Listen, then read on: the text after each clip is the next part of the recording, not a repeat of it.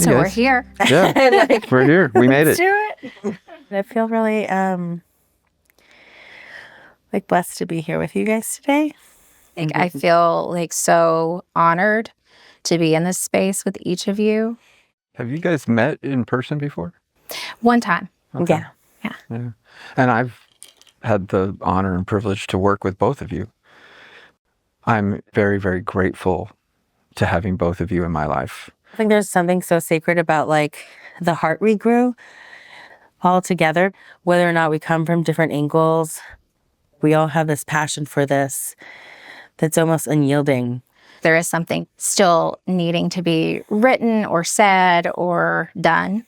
And I think, many times what keeps me going is my little parts of me, like little Angie, and everybody else failed her. So I don't want to be just another person that fails. Wow, that's so deep. Yeah. I walked away from the work for several years because it just was killing me, Wouldn't you say that was a break? I wasn't planning on coming back. Oh, really? Yeah. No, I walked away. I was done. I felt more exploited by the anti-trafficking movement than I did by my pimp.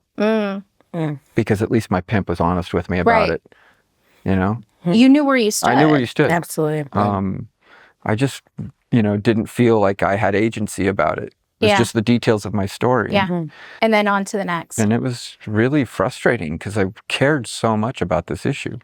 It's deeply personal. It's deeply for personal. us. There's more at stake. Yeah. It took something from us that it didn't take from allies. Because I walked away as well. When I came back, it was, who am I ready to align myself with that is for this healing part of my life? Because I'm tired of talking about all the time, focusing on back there. There's so much more here that we don't cultivate and that people don't cultivate in survivors. Yeah. Did you all have mentors when you first No. came in there? I know. It's one of those things Kind where of. I had two folks. I felt like it was really important for me to see survivors who were doing well. And they were protective of me in the sense that like when I came over to them with something that didn't feel good, they were like, then don't do it. Yeah. Right? Like, so, and I think that I don't have boundaries when I first came into this work. I was completely boundaryless. I was like, I'll tell you everything you want to know about me. And that's so dangerous. You know what I mean? I think that's the hardest thing because if you think about it, the people that were exploiting us were intentionally destroying our boundaries to begin with. Yes.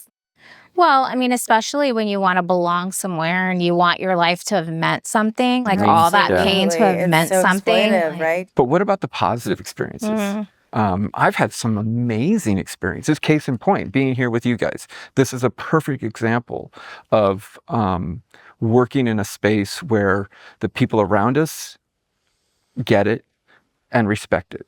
I love being around people who don't get it. What I love to do is to walk into spaces with people that don't get it and just see the transformation that occurs when their hearts open up. Is not about being right, but it's about dialogue. I hear that and I love that because people that look like me a lot of times don't want to hear it. They feel like they have the answers and that's it. I'm just curious how you navigate it on those days that are hard. Leaving space for people's becoming, but like still planting those seeds is so important. Do you remember the first time you were in a SurvivorSpace, all just survivors? And I went to this conference that was like all girls, and I was just like, man, I'm not the only one out there. People are all trying to like do something about it. And I have not experienced that for men. I know you identify as non-binary and you identify as female and I'm a male, but I'm very much the minority and it's kind of lonely. At least I feel included now in the conversation. It's a starting point. And I want room to be made in this space for all of us. right. Actually, I didn't want to work with people. I wanted to work with animals. I wanted to be a zoologist when I grew up. And I'm like, this is not zoology. Yeah, I wanted to be an anthropologist. That was what'd you want to be when you grow up? I experienced abuse from a really young age. And so when people talk about like virginity and these types of concepts or like what they wanted to be when they grew up, I think that was like stolen from me.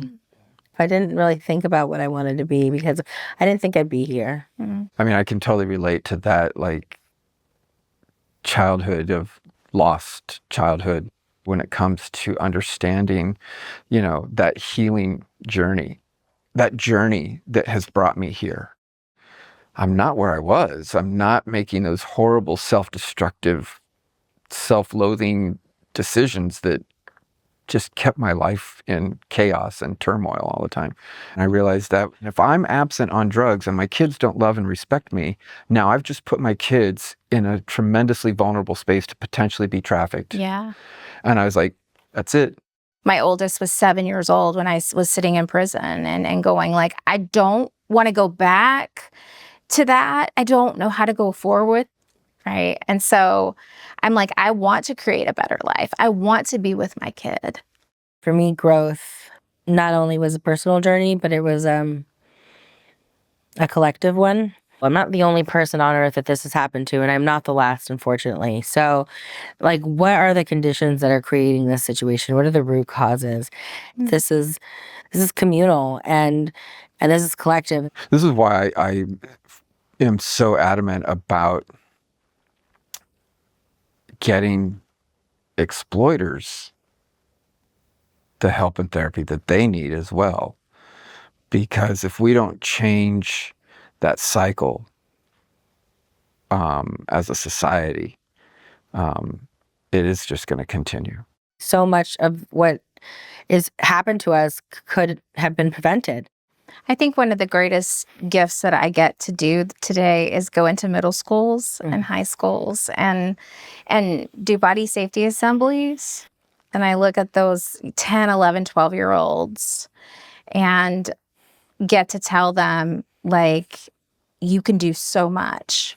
Like, you are not limited by the labels that people put on you. You are not limited by, you know, the thoughts that you have in your mind about yourself that are negative.